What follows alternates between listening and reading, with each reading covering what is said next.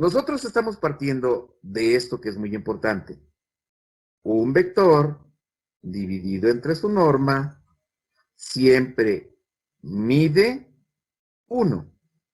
Y en particular dijimos, un vector que mide 1, entonces tiene sus tripas a los cosenos directores. Este es un vector unitario. Es decir, lo que genera que el vector sea unitario es precisamente dividir x entre la norma del vector, coma y entre la norma del vector, coma z entre la norma del vector. Si está en R2, sencillamente quiten la coordenada que le sobre, o la componente, dependiendo si es punto o vector.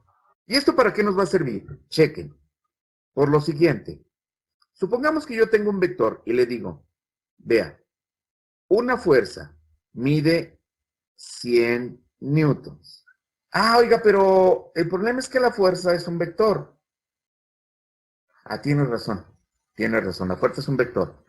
Pero esta fuerza, bien, la vamos a colocar temporalmente en el origen. Pero, ¿qué habíamos dicho? Óigame, las fuerzas no se ven. ¿Cómo puedo yo saber que la fuerza pasa por ahí? Porque la escala tendría que estar tendría que estar medida en newtons. Pero yo no veo los newtons en la naturaleza. Ah, entonces, la fuerza tiene una línea de acción. Vamos a suponer que este es un lazo, un mecate, un cable, lo que usted quiera.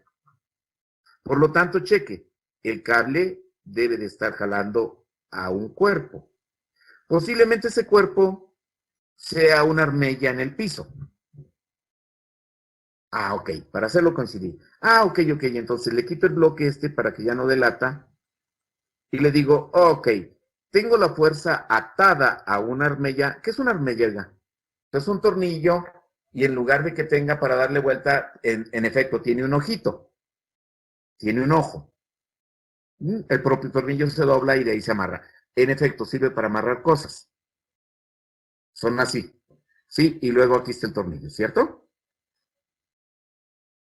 Sí. Ok, ustedes lo meten y aquí pueden amarrar las cosas. Aquí es donde se amarra y ya pueden jalar. Ok.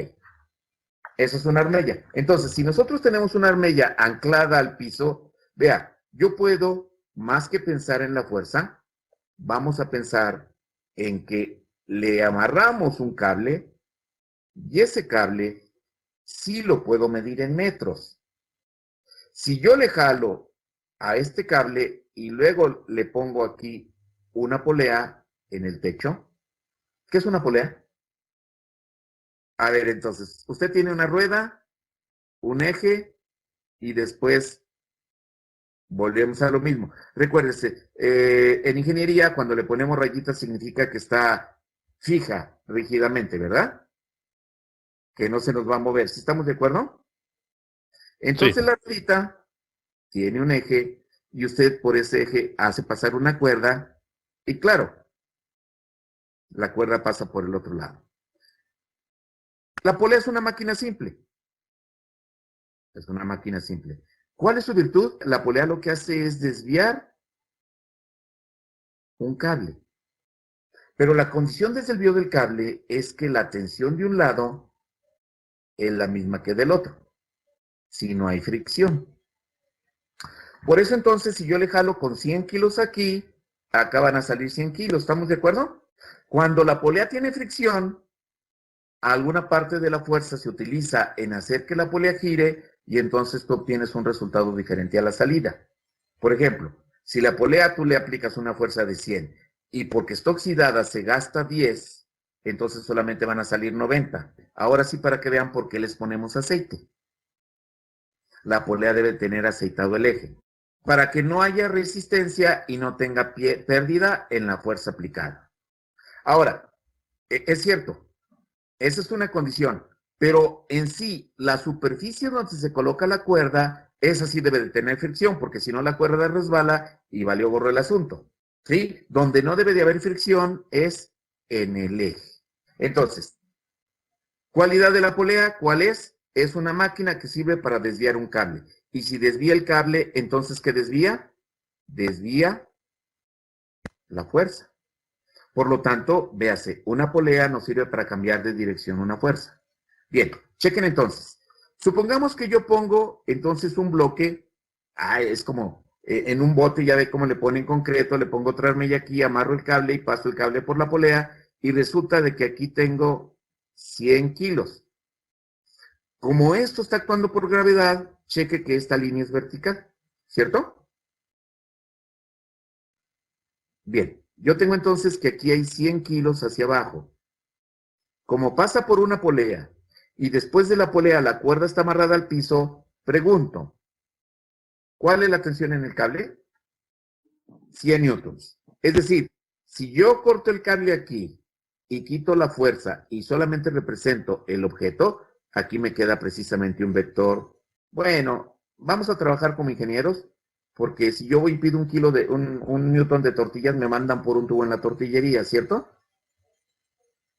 Por eso entonces, aunque en física les dicen, oiga, los newtons son los más monos, sí, pero el carnicero y el que vende las tortillas no las conocen. Por lo tanto, ellos conocen los kilos.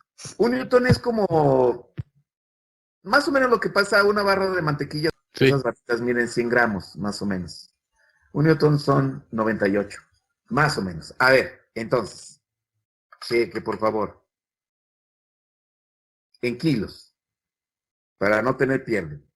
Usted se cuelga de la cuerda, su peso actúa verticalmente, por lo tanto, hay 100 kilogramos hacia abajo. Pero como pasa por la polea y luego va al origen, en realidad entonces la tensión en la cuerda, si tenemos bien aceitadita la polea, es la misma. Y cheque entonces que la acción física es que esta cuerda se tensa, véase, en la misma dirección que usted está jalando. La resistencia del piso es otro rollo. Véase, es la misma fuerza pero contraria. Es lo que dice la primera ley de Newton. Bueno, en realidad la tercera también. A toda acción corresponde una reacción de igual intensidad y sentido contrario. Pero la cuerda es un solo objeto, por lo tanto la cuerda se tensa en la misma dirección. Claro, si yo corto la cuerda aquí, mango se va para abajo la carga, ¿cierto o no? Mentalmente y en ingeniería, para ver la fuerza, lo que hacemos es cortar mentalmente el cable en algún punto, de tal forma que podemos ver la fuerza. Entonces cheque que lo que yo voy a medir es dónde está la polea. La polea está en el techo. Ok. Y resulta que la polea está aquí. Vea, yo había medido la fuerza, no, en realidad la fuerza no la puedo medir. En realidad yo puedo medir dónde está la polea, ¿estamos de acuerdo? Vamos a echarle números así rapiditos. Supongamos que la polea en mi sistema coordenado está, ¿a cuánto de altura le ponemos? 8 metros. Hacia frente, 4 metros aquí. O aquí, cualquiera de los dos lados. Y hacia la derecha, ¿verdad? 6 metros. Ok, cheque. Usted tiene una polea a 8 metros del piso por allá, no sé dónde, ¿sí? Pero la puede ver, se para usted abajo y dice, de acuerdo a mi sistema coordenado, listo. Está a 4 metros del muro y a 6 del otro. Muy bien, ya tengo por dónde pasa la polea.